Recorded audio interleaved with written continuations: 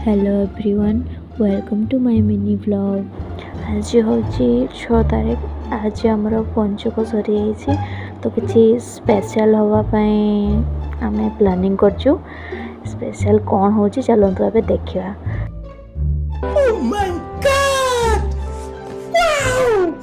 चलतु देखा आज कौन चिकेन केमी रंधा हो। भाई यहाँ पे क्या हो रहा है? भाई यहाँ पे क्या हो रहा है?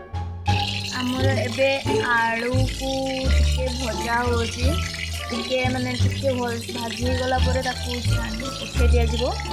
कि मसला रेडी हो जाइए, पियाज कटा होगी अच्छी आठी लंका गुंड चिकेनटा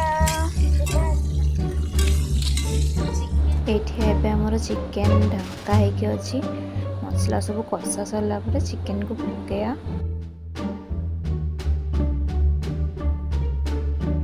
आमर पियाज पड़ जाइए।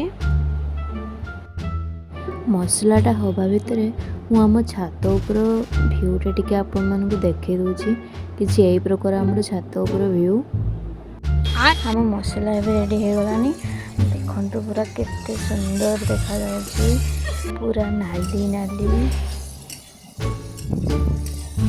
एबे चिकेन पड़ जाइए। आपण मैंने जानी थे कि आम मयूरभंजर तो फेमस फूड चिकेन और मुढ़ी। चल झूठा। अबे चिकेन रे पानी पड़ी जाइए, हल्का टिके कषा कर छाड़ीदबा।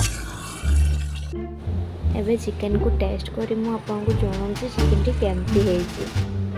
देखि पारुथिबे चिकेन टी केमती देखा जाउची और यार टेस्ट तो बहुत ही बेटर अच्छी।